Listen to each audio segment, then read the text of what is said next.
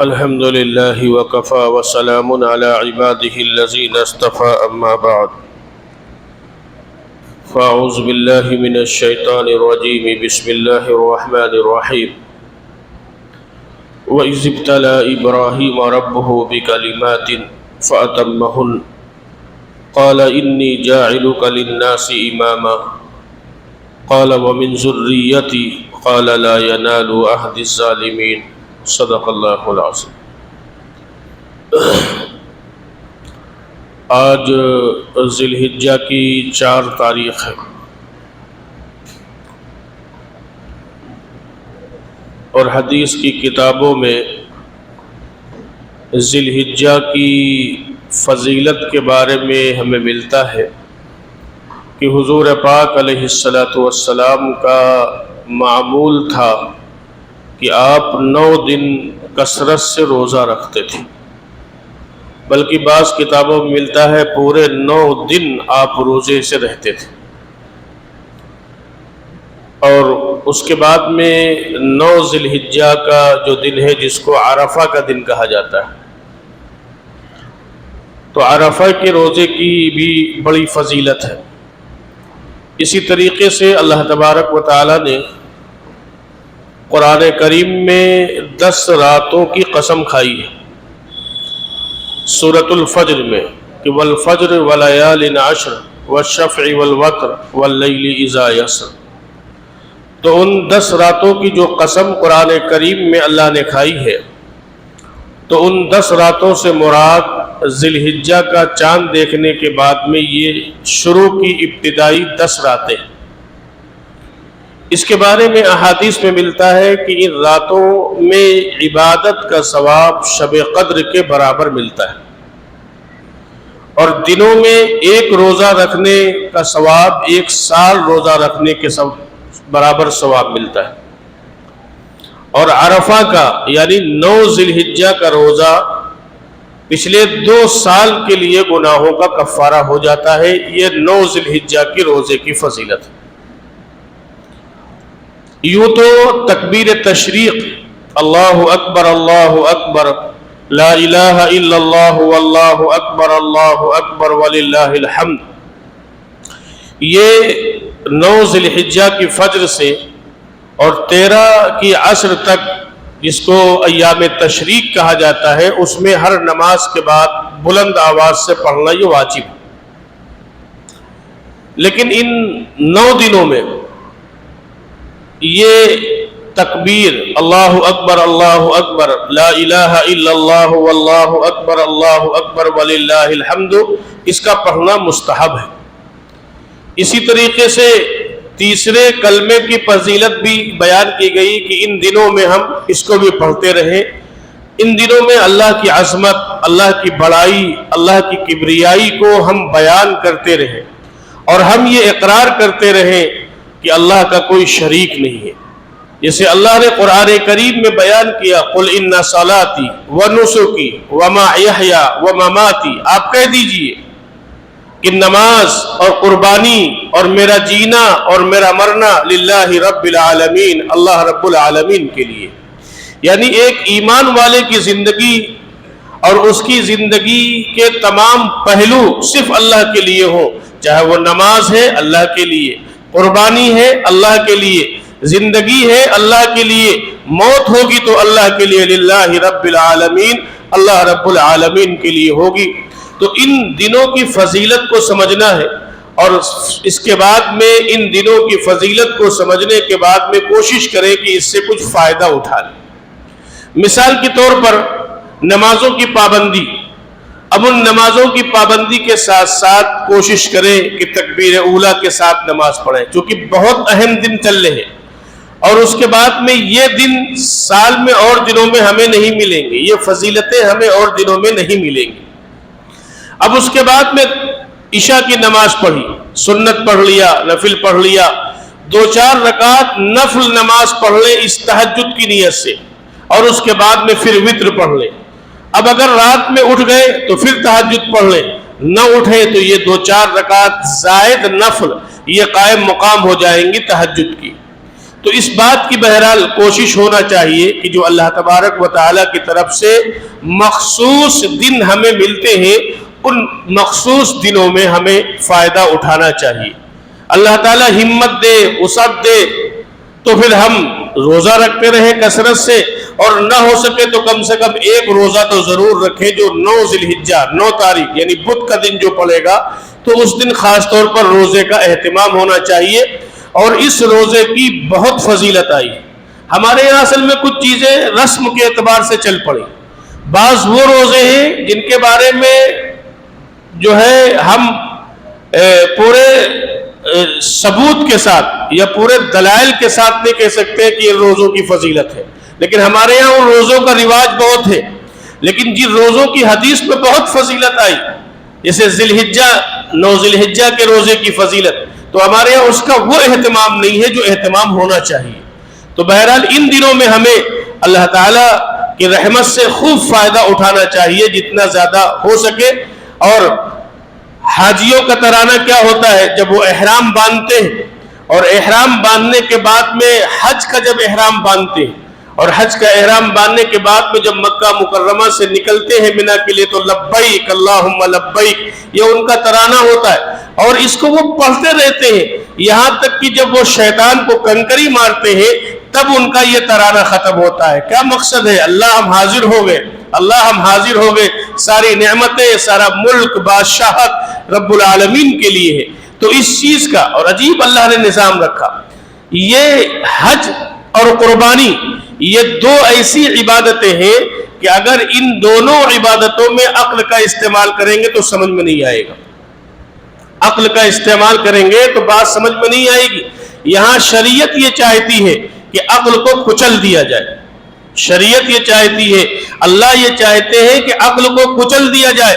عقل پہ فٹ بیٹھے یا فٹ نہ بیٹھے ہماری عقل کچھ نہیں ہے، بلکہ اللہ کے حکم کو ہمیں پورا کرنا ہے۔ اب قربانی میں کوئی کہے جانور ہی تو ذبح کیے جاتے ہیں، خون ہی تو بہایا جاتا ہے، اور یہ قربانی ہر مذہب میں، آپ عیسائیوں کا مطالعہ کر لیں، آپ یہودیت کا مطالعہ کر لیں تو یہودیوں کے ابھی عیسائیوں کے ابھی قربانی ہے، لیکن ان کے یہاں کچھ مفکر پہلے پیدا ہو گئے اور ہمارے یہاں کچھ بعد میں پیدا ہو گئے۔ ان کے یہاں پیدا یہ ہو گئے کہ یہ قربانی کیا ہے، خون بہانا ہے اور جانور کو ذبح کرنا ہے اور گوشت استعمال کرنا، یہ پیسہ غریبوں میں تقسیم کر دیا جائے۔ وہاں پہلے پیدا ہو گئے تو ان کے یہاں قربانی ختم ہو گئی، لیکن ہمارے یہاں کچھ غامدی جیسے لوگ اب پیدا ہوئے، لبرل لوگ، وہ کہتے ہیں قربانی کیا، لاکھوں جانور ذبح ہو جائیں گے، جانوروں کی کمی ہو جائے گی، اور پھر گوشت ہی تو مقصد ہے، پھر نالیوں میں بہایا جا رہا ہے، اربوں روپے نالی میں بہائے جا رہے ہیں۔ لیکن یہاں کیا ہے کہ دیکھو اللہ فرما رہا ہے کہ آؤ اب جب میرے گھر میں تو ایک لباس میں آؤ۔ اب یہاں بادشاہ فقیر ایک جیسا، یہاں عالم غیر عالم ایک جیسا، یہاں بزرگ غیر بزرگ ایک جیسا، سارے لوگ ایک لباس میں آئے۔ جیسے عاشق گھومتا پھرتا ہے پھٹا ہوا لباس، تو اب لباس تو نہیں پھٹا ہے لیکن لباس ایک جیسا ہوگا، سلا ہوا نہیں ہوگا، لباس سلا ہوا نہیں ہوگا۔ بغیر سلا ہوا لباس پہننا، چادر باندھ لینا ہے اور چادر اوڑھ لینا ہے۔ جیسے عاشق گلیوں میں گھومتا رہتا ہے ویسے کہتے ہیں اللہ کی جاؤ اب مکہ سے مینا، جاؤ اب مینا سے مزدلفہ، جاؤ اب مزدلفہ سے عرفات، آؤ عرفات سے مزدلفہ، پھر جاؤ مکہ طواف زیارت کرو، طواف زیارت کر کے پھر آؤ مینا۔ تو یہ کیا ہے؟ عاشقوں والا عمل ہے، گھومتے رہو، اللہ کے حکم کو پورا کرتے رہو۔ تو یہ حج اور قربانی یہ گویا عشق کی علامت ہے، یہ عشق کی علامت ہے قربانی کرنا۔ جیسے اب اعتراض کون لوگ کرتے ہیں؟ اعتراض وہ کرتے ہیں جن کے سامنے ہر وقت پیسہ ہوتا ہے۔ جیسے ایک لطیفہ ایک صاحب نے سنایا کہ ایک صاحب کا انتقال ہوا تو فرشتے جب اس کی روح کو لے کے جانے لگے تو کہنے لگے کہاں لے کے جانا ہے؟ کہنے لگے جہاں 4 پیسے کا فائدہ ہو وہاں لے کے چلو، چاہے جنت میں چاہے جہنم میں۔ تو اس لیے جو لبرل لوگ ہوتے ہیں کہتے ہیں کہ وہ خون بہایا جا رہا ہے، تو عقل کا استعمال نہیں کرنا ہے، اللہ کے حکم کو پورا کرنا ہے۔ اللہ کیا فرما رہا ہے؟ وَإِذِ ابْتَلَىٰ إِبْرَاهِيمَ رَبُّهُ بِكَلِمَاتٍ فَأَتَمَّهُنَّ کہ ہم نے ابراہیم کو آزمایا اور اس آزمائش میں ابراہیم علیہ السلام کھرے اترے۔ پھر اللہ نے کیا فرمایا؟ قال انی جاعلک للناس اماما، اللہ فرما رہے کہ ہم نے ابراہیم کو لوگوں کا امام بنا دیا۔ اولو العزم پیغمبر، چند پیغمبر گزرے ہیں جن کو اولو العزم کہا جاتا ہے، اور قرآن کریم میں اللہ نے فرمایا کہ ہمارے اندر دو صفت ہو، وَاصْبِرْ كَمَا صَبَرَ اولو العزم من الرسل، کہ دیکھو اگر صبر کرنا ہو تو ایسا صبر کرو جیسا کہ اولو العزم پیغمبروں اور رسولوں نے صبر کیا۔ تو اولو العزم پیغمبروں میں سے ایک پیغمبر حضرت ابراہیم علیہ السلام ہے، اولو العزم پیغمبروں میں سے ایک پیغمبر حضرت نوح علیہ السلام ہے، اولو العزم پیغمبروں میں سے ایک پیغمبر حضرت موسیٰ علیہ السلام ہے، اولو العزم پیغمبروں میں سے ایک پیغمبر حضرت عیسیٰ علیہ السلام ہے، اور تمام پیغمبروں کے سردار امام الانبیاء جناب محمد الرسول اللہ صلی اللہ علیہ وسلم تو سب سے زیادہ اولو العزم ہے۔ اللہ نے آپ کا تو بڑا مقام عطا فرمایا، تو یہ قربانی، یہ حج، اللہ تعالیٰ نے عجیب بات ہے کہ ان دونوں عبادتوں کو ایک ہی مہینے میں جمع کر دیا۔ اگر آپ حج کرنا چاہیں تو ان کے علاوہ کوئی دنوں میں نہیں کر سکتے ہیں، آپ قربانی کرنا چاہیں تو ان 3 دنوں کے علاوہ پورے سال آپ قربانی نہیں کر سکتے ہیں۔ قربانی کے دنوں میں جناب رسول اللہ صلی اللہ علیہ وسلم نے ارشاد فرمایا کہ اللہ کو سب سے زیادہ جو پسندیدہ عمل ہے اللہ کے نزدیک، سب سے زیادہ جو محبوب اللہ کو عمل پسند ہے وہ قربانی کے دنوں میں جانور کا خون بہانا۔ حضور علیہ السلام فرما رہے ہیں کہ ان 3 دنوں میں اللہ کو اس سے زیادہ کوئی ادا پسند ہی نہیں، اس سے زیادہ کوئی عمل اللہ کی نگاہ میں محبوب ہی نہیں ہے کہ انسان اپنے جانور کو اللہ کے راستے میں، اللہ کی رضا کے لیے، اللہ کی خوشنودی کے لیے قربان کر رہا ہو۔ اور اس دور میں، جس دور میں ہم اور آپ جی رہے، حضرت ابراہیم علیہ السلام کا مطالعہ کریں، ان کی سیرت کا، ان کی زندگی کا، تو ہمارے لیے بہت سے پہلو ہم کو ملیں گے۔ حضرت ابراہیم علیہ السلام نے جس گھر میں آنکھ کھولی تھی، وہ گھر اگر یوں کہا جائے کہ نمرود بادشاہ کے وزیر کا گھر تھا۔ آزر جو تھے حضرت ابراہیم کے والد، وہ نمرود بادشاہ کے وزراء میں سے ایک وزیر تھے، لیکن حضرت ابراہیم علیہ السلام چاہتے تو اسی تعیش والی، عیش والی زندگی گزارتے، لیکن حضرت ابراہیم علیہ السلام نے کیسی زندگی گزاری؟ اس بت کے ماحول میں اور بتوں کو تراشنے اور ان کی عبادت کرنے والے ماحول میں اپنے عیش و آرام کو چھوڑا، اپنے گھر کی چھوڑنے کی جب قربانی کا وقت آیا تو تمام قربانیاں حضرت ابراہیم علیہ السلام نے دی۔ سورج پہلے چاند کو دیکھا تو کہا ہو سکتا ہے یہ ہمارا خدا ہو، لیکن جب چاند بکھر گیا، ٹوٹ گئے، تو کہا یہ میرا خدا نہیں ہو سکتا۔ آج بھی کچھ لوگ ستاروں کو پوجنے والے، اسی طریقے سے چاند کے بارے میں کہا، لیکن جب چاند غروب ہو گیا تو کہا یہ میرا خدا نہیں ہو سکتا۔ چاند ڈوب گیا، سورج نکلا، سورج کے بارے میں کہا ہو سکتا ہے یہ ہمارا خدا ہو، لیکن پھر اس کے بارے میں یہ ہوا کہ یہ ہمارا خدا نہیں ہو سکتا ہے، اور پھر اس کے بعد میں کہا حضرت ابراہیم علیہ السلام نے کہ ہمارا خدا تو وہ ہے جو زندگی دیتا ہے اور موت دیتا ہے۔ اب اس ماحول میں حضرت ابراہیم علیہ السلام نے آنکھ کھولی تھی، اور اس کے بعد میں جب اپنے گھر والوں کو اور اپنی پوری سوسائٹی، پورے معاشرے کو دیکھا کہ لوگ بتوں کی عبادت کر رہے ہیں، تو حضرت ابراہیم علیہ السلام نے سب سے پہلا جو یہ کام کیا، ان بتوں کی نفی کی تھی، ان بتوں کا انکار کیا تھا، اور یہ کہا تھا کہ جن کو تم اپنے ہاتھ سے تراشتے ہو، جن کو تم اپنے ہاتھ سے بناتے ہو اور پھر اس کی پوجا کرتے ہو، اس کی عبادت کرتے ہو، اس کو بندگی کرتے ہو، وہ تمہیں کیسے نفع اور نقصان پہنچا سکتے؟ جو خود اپنے بننے میں محتاج، جو خود اپنے بگڑنے میں محتاج، جن کی صورتحال یہ ہے، قرآن کریم میں اللہ نے بیان فرمایا کہ اگر ان پر مکھی آ کے بیٹھ جائے تو اس مکھی کو وہ ہٹا نہیں سکتے۔ ہم اپنے زمانے میں اگر اس کا ترجمہ کریں کہ کتا اگر پیشاب کر دے تو وہ کتے کو بھگا نہیں سکتا، تو جو اتنا بے بس ہو، اتنا کمزور ہو، اتنا عاجز ہو، تو وہ الہ نہیں ہو سکتا، وہ معبود نہیں ہو سکتا، وہ عبادت کے لائق نہیں ہو سکتا۔ حضرت ابراہیم علیہ السلام نے ایسے ماحول میں، بادشاہ بھی بت پرست، پوری قوم بت پرست، پوری رعایا بت پرست، پورا شہر بت پرست، ایسے قوم میں، ایسے وقت میں، ایسے ماحول میں حضرت ابراہیم علیہ السلام نے مخالفت کی تھی کہ یہ بت ہمارا کچھ نہیں کر سکتے، ان کی عبادت نہ کی جائے، ان کی پوجا نہ کی جائے، ان کی بندگی نہ کی جائے۔ اور اس کے بعد میں پھر ایک وقت آیا کہ جب ان کے یہاں ایک دن تھا جس دن وہ تہوار کے طور پر منایا کرتے تھے اور باہر جایا کرتے تھے. حضرت ابراہیم علیہ السلام سے کہا تو حضرت ابراہیم نے منع کر دیا, انی سقیم, میں بیمار ہوں. اور جب سارے لوگ شہر سے چلے گئے تو حضرت ابراہیم علیہ السلام پہنچ گئے بتکدے میں جہاں ان کے خدا رکھے ہوئے تھے نعوذ باللہ معبود, اور وہاں پہنچ گئے اور جانے کے بعد میں کچھ چیز لے گئے, کہتے کھاؤ. اور پھر حضرت ابراہیم سوال کر رہے کھاتے کیوں نہیں ہو؟ اور پھر حضرت ابراہیم علیہ السلام نے ان سارے بتوں کو توڑ دیا, اور توڑنے کے بعد میں جو ان کا گرو گھنٹال تھا سب سے بڑا, اس کے گردن میں وہ کلہاڑا جس سے توڑا تھا وہ اس کے لٹکا دیا اور آ کر گھر پہ بیٹھ گئے. اب جب یہ پوری قوم واپس آئی تو اب سلامی دینے اپنے معبودوں کے یہاں سلامی پیش کرنے جانا تھا. اب دیکھا وہ کسی کا ہاتھ ٹوٹا, کسی کی ناک ٹوٹی, کسی کا منہ ٹوٹا, کسی کا پیر ٹوٹا, تو سب تو الٹے سیدھے پڑے ہوئے.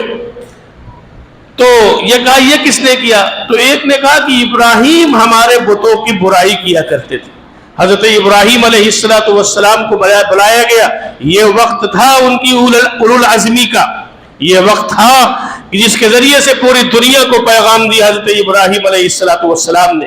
چاہتے تو اپنے ایمان کو چھپاتے, چاہتے تو وحدانیت کو چھپاتے, چاہتے تو اللہ کی محبت کو چھپاتے, لیکن جب حضرت ابراہیم علیہ السلام کو بلایا گیا اور یہ کہا کہ ان بتوں کے ساتھ یہ سلوک کس نے کیا ہے, تو حضرت ابراہیم علیہ السلام نے کہا کہ ملزم تو موجود ہے اور اس کے پاس ہتھیار بھی ہے, تو اب کسی کی ضرورت کیا ہے, اسی سے پوچھ لیا جائے کہ کس نے کیا ہے, یا جن لوگوں کے ساتھ یہ سلوک کیا گیا ہے ان سے پوچھ لیا جائے کہ تمہارے ساتھ یہ معاملہ کس نے کیا ہے. تو ان لوگوں نے کہا کہ ابراہیم تم تو جانتے ہو کہ یہ بولتے نہیں, تم تو جانتے ہو یہ سنتے نہیں ہیں. تو حضرت ابراہیم نے فوراً کہا برجستہ, یہ بتلاؤ جب یہ سن نہیں سکتے, جب یہ بول نہیں سکتے, جب یہ اپنے آپ کو بچا نہیں سکتے, تو یہ ہماری اور تمہاری مدد کیسے کر سکتے ہیں؟ یہ ہمیں اور تمہیں برے وقت سے بچا کیسے سکتے ہیں؟ یہ ہمیں اور تمہیں مصیبت کے وقت چھٹکارا کیسے دلا سکتے ہیں؟ حضرت ابراہیم علیہ السلام نے اس وقت گویا توحید کی دعوت دی, توحید کو, اللہ کی وحدانیت کو حضرت ابراہیم علیہ السلام نے ان کے سامنے بیان کیا. معلوم تھا انجام کیا ہوگا, صورتحال کیا ہوگی, لیکن میرے دوستو جب اللہ سے محبت ہوتی ہے, جب وحدانیت توحید دل کے اندر پیوست ہو جاتی ہے, تو پھر ایک ایمان والا قربانی دینے کے لیے آمادہ ہو جاتا ہے. پھر وہ اپنی جان کو بچانے کے لیے اپنے ایمان کا سودا نہیں کرتا ہے, پھر وہ اپنی جان کو بچانے کے لیے اپنے شہر میں رہنے کا سودا نہیں کر سکتا ہے, پھر وہ اپنی جان کو, اپنے ایمان کو بچانے کے لیے اپنے شہر کو چھوڑنے کے لیے بھی تیار ہو جاتا ہے. یہ پیغام دیا تھا حضرت ابراہیم علیہ السلام نے, اور ہم اور آپ ملت ابیکم ابراہیم, ہم اور آپ ابراہیم علیہ السلام کی امت میں سے, ملت میں سے. امت میں تو جناب رسول اللہ صلی اللہ علیہ وسلم کی ہے, لیکن ملت میں حضرت ابراہیم کی ملت میں آپ دیکھیں ہم اور آپ درود شریف پڑھتے ہیں تو کیا پڑھتے ہیں؟ اللہم صلی علی محمد وعلی آل محمد کما صلیت علی ابراہیم وعلی آل ابراہیم انک حمید مجید. کہ ہم درود و سلام کا نذرانہ پہلے محمد الرسول اللہ کی خدمت میں پیش کرتے ہیں, پھر درود کا نذرانہ حضرت ابراہیم کی خدمت میں پیش کرتے ہیں. اور ہم اور آپ جو اپنے آپ کو مسلمان کہتے ہیں, یہ نام ہمارا کس نے رکھا؟ ہوا سماکم المسلمین, یہ نام ہمارا سب سے پہلے حضرت ابراہیم نے رکھا تھا. حضرت ابراہیم علیہ السلام نے یہ نام رکھا تھا اذ قال له ربه اسلم, کہ جب ان سے کہا جاتا ہے فرما بردار ہو جاؤ, قال اسلمت لرب العالمین, تو وہ کہتے ہیں کہ ہم رب العالمین کے فرما بردار ہیں. تو حضرت ابراہیم علیہ السلام کی ملت میں, اور جس پیغمبر کو, جس رسول کو ہم نے اپنا نبی مانا ہے, وہ پیغمبر امام الانبیاء جناب رسول اللہ صلی اللہ علیہ وسلم حضرت ابراہیم کی ذریت میں سے, حضرت ابراہیم کے خاندان میں سے ہیں. حضرت ابراہیم علیہ السلام کے بیٹے حضرت اسماعیل تھے. حضرت اسماعیل سے جو نسل چلی ہے اسی نسل سے آگے چل کر جناب رسول اللہ صلی اللہ علیہ وسلم دنیا کے اندر تشریف لائے ہیں. تو حضرت ابراہیم علیہ السلام نے اس وقت یہ پیغام دیا تھا, نمرود بادشاہ کھڑا ہے, پوری طاقت کے ساتھ کھڑا ہے, پوری قوت کے ساتھ کھڑا ہے, پوری قوم اس کے ساتھ کھڑی ہوئی ہے, لیکن حضرت ابراہیم علیہ السلام نے کیا کہا؟ اللہ ایک ہے جس کی عبادت کی جائے گی, معبود کے لائق صرف اللہ ہے، ہم صرف ایک اللہ کی بندگی کرتے ہیں، اس کے علاوہ نہ کسی کی بندگی کرتے ہیں نہ کریں گے۔ حضرت ابراہیم علیہ السلام نے کہا، معلوم ہے کیا ہوا؟ پہلا امتحان کیا ہوا؟ حضرت ابراہیم علیہ السلام کا پہلا امتحان یہ ہوا کہ ان کے لیے بہت خطرناک قسم کی آگ جلائی گئی، اور اس آگ کو جلانے کے بعد میں حضرت ابراہیم علیہ السلام کو اس آگ کے اندر ڈالے جانے کا فیصلہ کر دیا گیا۔ یہ وقت تھا جس کو قرآن میں کہا وَإِذِ ابْتَلَىٰ إِبْرَاهِيمَ رَبُّهُ بِكَلِمَاتٍ، یہ وقت تھا کہ حضرت ابراہیم علیہ السلام کچھ آگے پیچھے ہو سکتے تھے کہ آگ تیار ہے، اور معلوم ہے کہ اس آگ میں ہم کو ڈالا جائے گا، صرف ہم اللہ کی محبت کا دعویٰ چھوڑ دیں، ہم صرف وحدانیت کی دعوت چھوڑ دیں۔ حضرت ابراہیم علیہ السلام کو معلوم تھا، لیکن میرے دوستو کیا ہوا؟ حضرت ابراہیم اسی وحدانیت کا اقرار کرتے رہے، اور پھر حضرت ابراہیم علیہ السلام کو اس آگ کے اندر باقاعدہ ڈالا گیا، اور اس آگ کو زبردست دہکایا گیا اور زبردست اس کو سلگایا گیا، اور جب وہ خوب دہکنے لگی تو حضرت ابراہیم علیہ السلام کو ڈالا گیا۔ حضرت ابراہیم کو معلوم تھا آگ میں جا رہے، زندگی بچے گی کہ نہیں بچے گی، لیکن اللہ کی محبت میں ہمیں مرنا گوارا ہے، لیکن اللہ کی محبت کو چھوڑنا گوارا نہیں۔ یہ پیغام دیا تھا حضرت ابراہیم علیہ السلام نے، اور اس کے بعد میں جب آگ میں ڈالا گیا، یہ اللہ کی طرف سے ایک آزمائش تھی، یہ اللہ کی طرف سے ایک امتحان تھا، اور حضرت ابراہیم علیہ السلام ثابت قدم رہے، اور جب آگ کے اندر ڈالا گیا تو اللہ نے کیا فرمایا؟ قُلْنَا يَا نَارُ كُونِي بَرْدًا وَسَلَامًا عَلَىٰ إِبْرَاهِيمَ، اللہ نے فرمایا کہ اے آگ، ابراہیم علیہ السلام کے لیے سلامتی کے ساتھ ٹھنڈی ہو جا۔ آگ اللہ کی محتاج ہے، آگ اللہ کی مخلوق ہے، دنیا کی تمام مخلوقات اللہ کی محتاج ہے۔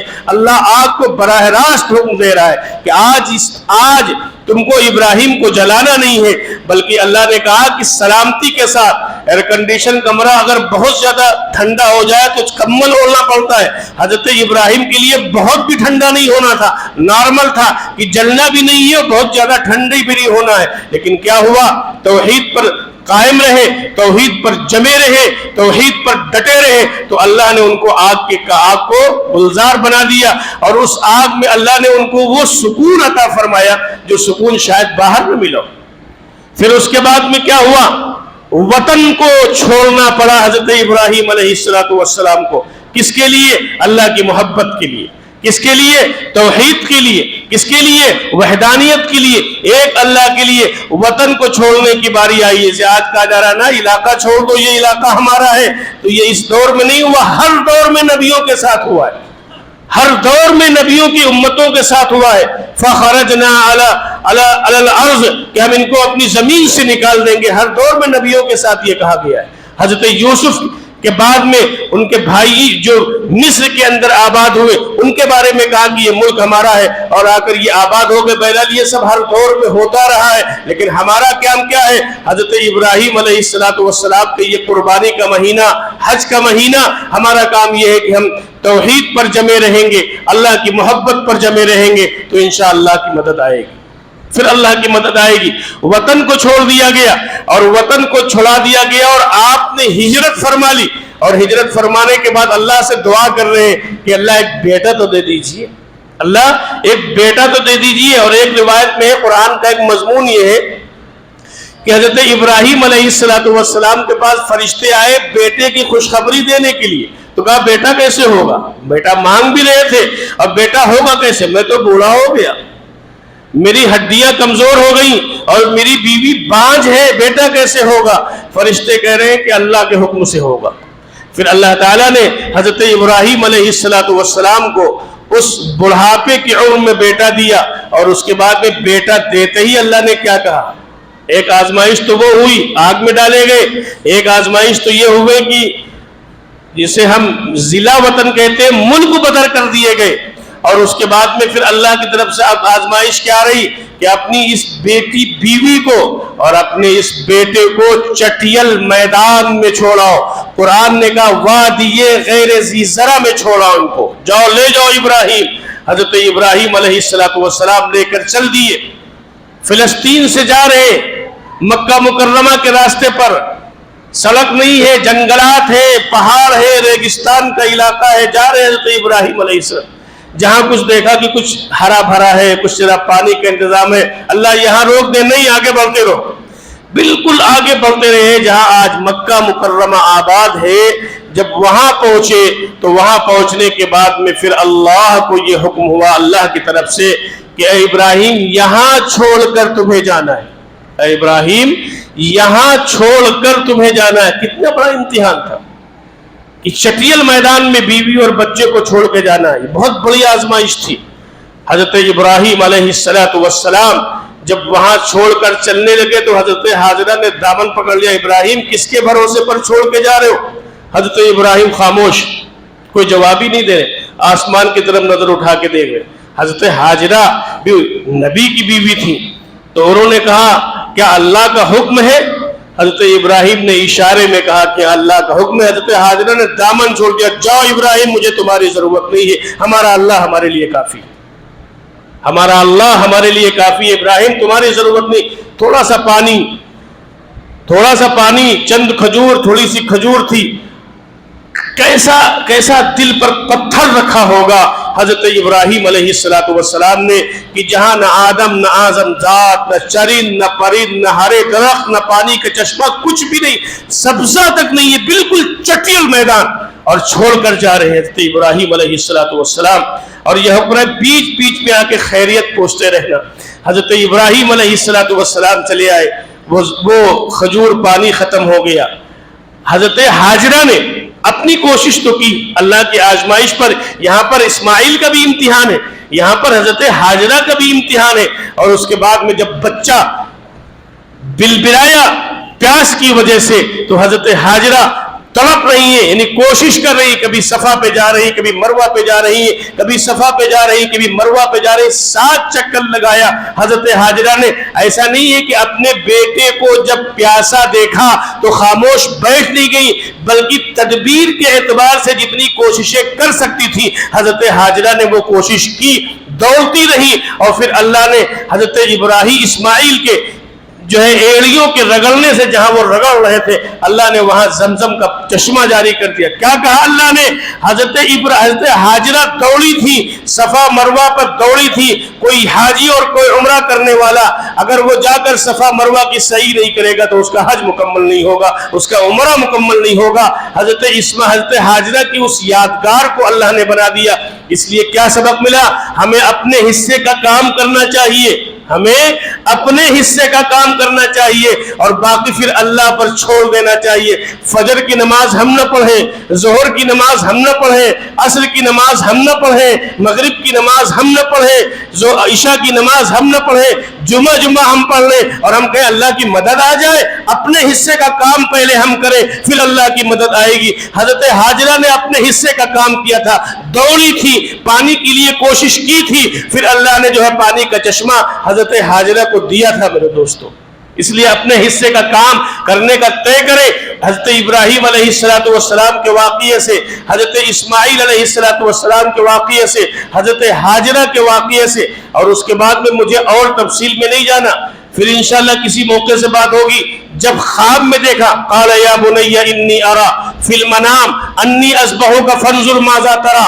جب وہ تھوڑا بڑے ہو گئے حضرت اسماعیل، پہنچے مکہ حضرت ابراہیم اور کہہ رہے بیٹے میں نے خواب دیکھا ہے، یا بنی انی ارا فی المنام انی اذبحک فانظر ماذا تری، کہ ہم تم کو ذبح کر رہے ہیں، تمہاری کیا رائے ہے؟ اب یہاں پر میں ایک بات کہنا چاہتا ہوں. حضرت اسماعیل علیہ السلام کا جواب سننے سے پہلے آپ یہ سوچیں کہ حضرت ابراہیم نے یہ کہا تھا کہ ہم تم کو ذبح کر رہے ہیں، یہ خواب دیکھا ہے ہم نے، اے اسماعیل تمہاری کیا رائے ہے؟ جبکہ حضرت اسماعیل زیادہ کس کے پاس رہے؟ اماں کے پاس رہے نا. حضرت ابراہیم تو آتے جاتے رہے نا، لیکن حضرت اسماعیل رہے اماں کے پاس. تو تربیت کس کی اہم ہوتی ہے؟ अम्मा की तरबियत अहम होती है। अम्मा ने उनकी तरबियत की थी हजरत हाजिरा ने, तो कहा क़ाल या अबति फ़अल मा तुमर सतजिदुनी इंशाअल्लाहु मिनस साबिरीन, कि अब्बा जान आपको जो हुक्म मिला है उसको आप कर गुजरिए, इंशाअल्लाह हमें सब्र करने वालों में पाएंगे। अगर औरतें चाह लें तो अपने बच्चों की तरबियत कर सकते हैं। तरबियत की पूरी जिम्मेदारी खवातीन की होती है। शोहर के जिम्मे अल्लाह ने कमाने की जिम्मेदारी, कमाओ लाओ, अपनी बीवी का खर्चा पूरा करो, अपने बेटों का खर्चा पूरा करो, तो मालूम ये होगा कि तरबियत की पूरी जिम्मेदारी। और हम, आपको भी मालूम है, कोई नई बात नहीं कहने जा रहा हूं, बच्चियों के बिगड़ने में अगर आपको अंदाजा करना हो तो माँ उसकी पूरी राजदार होती है, पूरी राजदार होती। सिर्फ वो अपने शोहर को बताती नहीं हो सकता अब सुधर जाइए, अब सही हो जाए, और यहीं से उसकी बुनियादी गलती होती। आज जो हमारे समाज में जो हमें जिल्लत का सामना करना पड़ रहा है, तो हम समझते हैं कि उस जिल्लत के सामने में एक वजह यही है कि हमारी घर की तरबियत कमजोर हो गई, और तरबियत के कमजोर होने के नतीजे में हमारी बच्चियों को गैर मुस्लिम हमारे महल्ले में छोड़ने आ रहा है। हमारी आंखों का पानी मर गया कि हम देखते हैं कड़ा पहने हुए नकाब वाली बच्ची को छोड़ने आया, हम उसको रोक भी नहीं सकते। आपके महल्ले में भी हो रहा है, हमारे महल्ले में भी हो रहा है। इसलिए बहरहाल वो एक अलग मौजू था, लेकिन हजरत इब्राहीम अलैहिस्सलाम के वाक़ये से हमें ये सबक लेने की जरूरत है कि हजरत इब्राहीम अलैहिस्सलाम ने तौहीद का, वहदानियत का, अल्लाह की मोहब्बत का कोई समझौता नहीं किया था। हम भी तय कर लें, आप भी तय कर लें कि अल्लाह की मोहब्बत से, तौहीद से कोई समझौता नहीं करेंगे। इंशाअल्लाह करेंगे ना, इंशाअल्लाह शिरक नहीं करेंगे। वमा कान मिनल मुशरिकीन, हजरत इब्राहीम मुशरिक नहीं थे। कुरान दीन हनीफ पर कायम थे। दीन हनीफ, हनीफा किसको कहते हैं कि जो शिर्क को अलग कर दे और ईमान को अलग कर दे, उसको हनीफा कुरान में कहा गया है। हजरत इब्राहीम अलैहिस्सलाम की ये सिफत बतलाई गई कि हजरत इब्राहीम हनीफा थे। तो बहरहाल शुरू में वक्त भी हो गया जो मजमून था कि देखो ये दिन बड़ी फजीलत के दिन है, और कुर्बानी के मसाइल आमतौर पर लोगों को मालूम होते रहते हैं, लेकिन ये है कि जो शख्स साहिब निसाब हो, और साहिब निसाब जो जोड़ा जाएगा वो 52.5 तोला चांदी, या उसकी मालियत किसी के पास हो, या इतनी मालियत का जायज सामान घर पे हो, तो उस पर कुर्बानी वाजिब होगी। हुजूर अलैहिस्सलाम ने फरमाया कि जो शख्स बावजूद साहिब निसाब होने के कुर्बानी न करे, वो हमारी ईदगाह के करीब न आए। अब यहाँ मसला वही आ गया ज़कात वाला भी कि मियाँ बीवी अगर दो साहिब निसाब है तो दोनों पर कुर्बानी होगी। इसी तरीके से अगर एक बाप है और कई औलादें हैं और सारी औलाद साहिब निसाब है तो सब पर कुर्बानी होगी।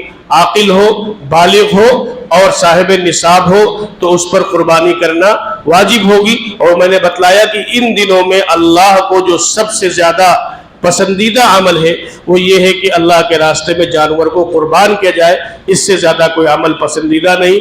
जैसे किसी ने, अल्लामा इकबाल ने किसी ने शेर कहा आज के हालात से कि आज भी हो गर इब्राहीम सा ईमा पैदा, आज भी हो गर इब्राहीम सा ईमा पैदा, तो आग कर सकती है अंदाज़े गुलिस्ता पैदा।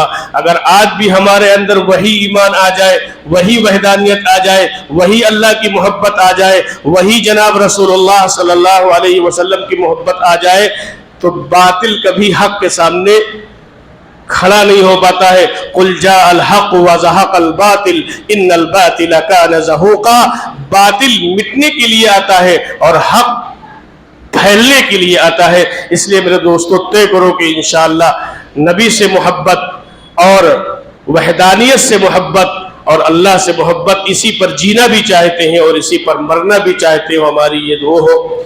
आज वो क्या कहते हैं, ईद उल अजहा की नमाज का ऐलान, मस्जिद में अल्हम्दुलिल्लाह नमाज ईद उल अजहा भी होती है, तो उसका टाइम रखा गया है सुबह 6:30 बजे, ठीक 6:30 बजे, बगैर किसी ताखीर के इंशाअल्लाह ईद उल अजहा की नमाज मस्जिद में 6:30 बजे जो है वो अदा की जाएगी। मरहूमीन के नाम से कुर्बानी में आता है कुछ लोग, तो मरहूमीन के नाम से भी कुर्बानी आप कर सकते हैं। असल में वो कुर्बानी होती आप ही की तरफ से है और उसको सवाब मिलता है, वरना जब आदमी मर गया तो उसको नेक अमल तो नहीं कर सकता है। इसलिए अगर अल्लाह ताला ने वुसात दी हो तो मरहूमीन के नाम भी कुर्बानी करना चाहिए। हज़रत علی رضی اللہ تعالیٰ عنہ سے جناب رسول اللہ صلی اللہ علیہ وسلم نے وصیت کی تھی کہ تم میرے نام پر قربانی کرتے رہنا.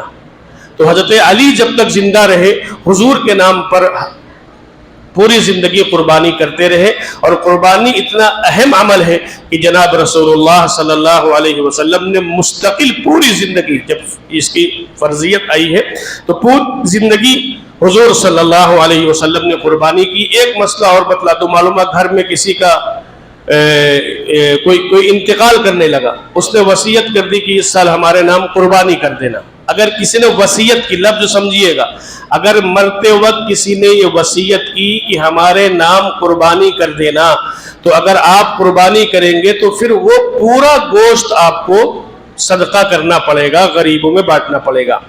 اور اگر کسی نے وصیت نہیں کی، آپ اپنے مرحومین کے نام خود کر رہے ہیں، تو پھر اس گوشت کے آپ مالک ہیں، اس کو جیسے چاہیں ویسے استعمال کریں.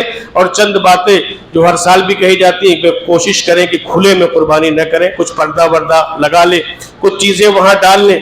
گوشت کو لے جانا ہے تو کھلے میں نہ لے جائیں، اس کو ڈھک کر لے جائیں. صفائی کا جو ہے وہ اہتمام کریں، صفائی تو ہمارے ایمان کا حصہ ہے. حضور علیہ السلام نے فرمایا کہ پاکی اور الطہور شطر الایمان، صفائی نصف ایمان ہے. اس لیے بہرحال صفائی بھی رکھیں، اور اس کے بعد میں لوگوں کو لے جانے میں، گوشت کو لے جانے میں کسی کو اذیت بھی نہ پہنچائے، کسی کو اذیت بھی نہ ہو، ڈھک کر لے جائیں. خون وغیرہ اگر نالیوں میں بہ رہا ہے تو نیل وغیرہ ڈال دیں، تھوڑا اس کا کلر چینج ہو جاتا ہے. اور اس کے بعد میں آپ اس سنت کو پورے شوق کے ساتھ، عبادت کے ساتھ کریں. اور میں ایک حدیث کے حوالے سے ایک مسئلہ اور بتا دوں کہ عام طور پر ہم جب قربانی کا جانور ڈھونڈنے جاتے ہیں تو ہم سوچتے ہیں یار ایسا جانور لیا جائے جس کا گوشت اچھا ہو. قربانی کاہے کے لیے کر رہے ہیں؟ گوشت کھانے کے لیے. کیا پورا سال آپ گوشت نہیں کھاتے ہیں؟